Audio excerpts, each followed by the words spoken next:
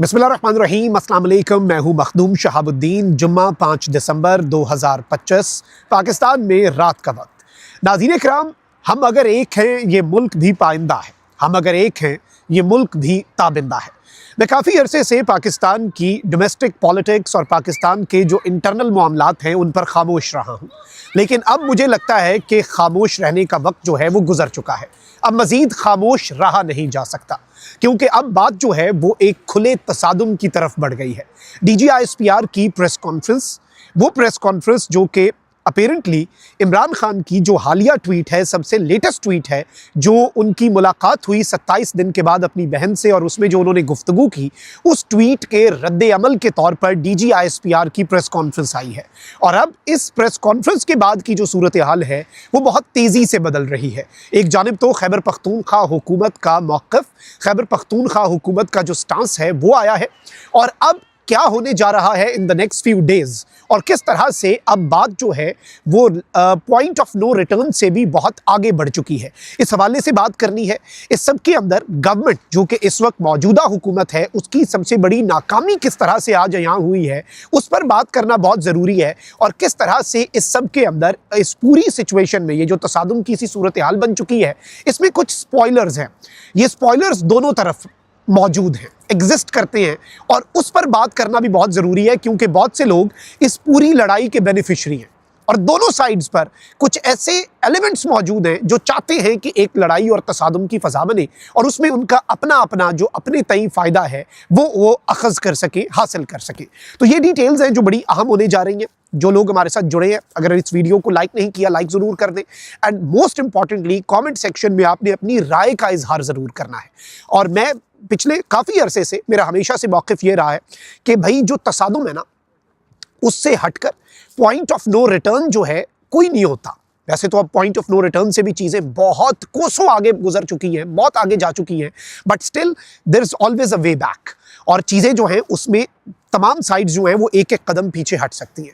लेकिन पहले हम ज़रा जो ताज़ा तरीन सूरत हाल है उसे एनालाइज कर लेते हैं, फिर हम उस हवाले से जो खदशात हैं और आइंदा अगले कुछ दिनों के अंदर क्या होने जा रहा है उसे भी डिस्कस कर लेते हैं। Unlike the previous few interactions जो ISPR के अंदर हुए, और मैं भी उनमें शरीक था, आज तो मैं जो इंट्रैक्शन हुआ, प्रेस कॉन्फ्रेंस हुई, उसमें नहीं जा सका, वरना कुछ क्वेश्चंस थे जो मैं पूछता, और उसमें ना जा सकने की वजह ये थी कि I am abroad right now, इंशाल्लाह very soon I will be back in Pakistan.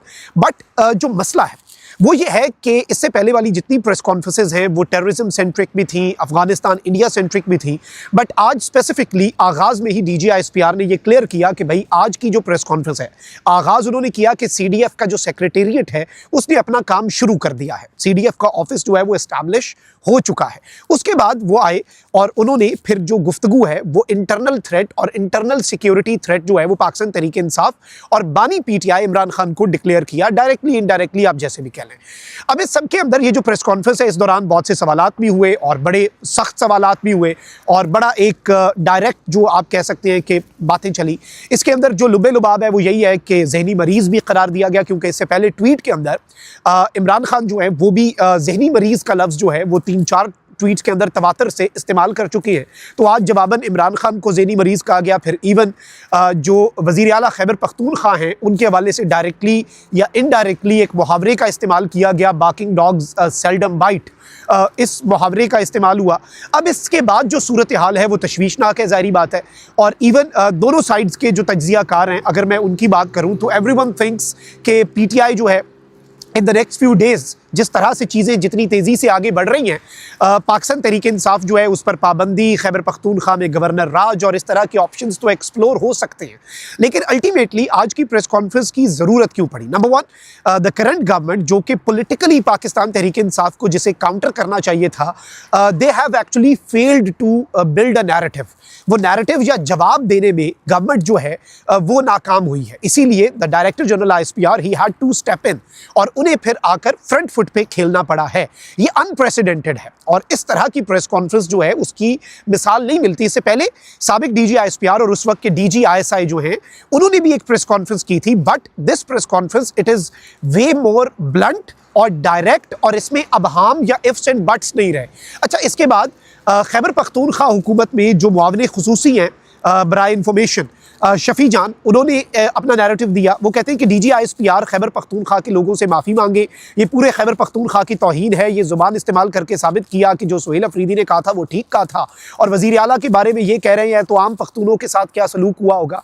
फिर इसके अलावा पाकिस्तान तहरीक इंसाफ के एक सेनेटर हैं खुर्रम ज़ीशान, उन्होंने बड़ा सख्त तरीन ट्वीट किया।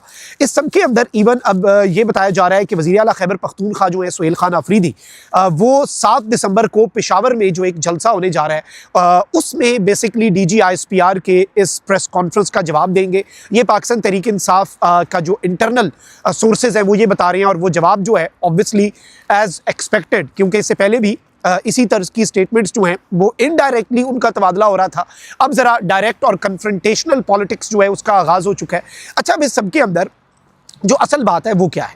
देखिए, बहुत से लोग ऐसे हैं जो इस कन्फ्रंटेशन को इस नहज पर लाए हैं ना, उन पर बात करना ज़रूरी है। एक तो ऑब्वियसली जो पॉलिटिकल ओपोनेंट्स हैं PTI के, वो तो चाहेंगे, उनकी तो आज मौज लग गई, वो तो इस सब के अंदर अपने आप को बेनिफिशरी समझते हैं, तो वो तो स्पॉइलर का किरदार अदा करते हैं। फिर ऑब्वियसली दूसरी साइड पे भी बहुत से लोग ऐसे हैं जो सिर्फ अपने थोड़े से फ़ायदे के लिए मामलात को इस नहज पर लाने में जिन्होंने किरदार अदा किया।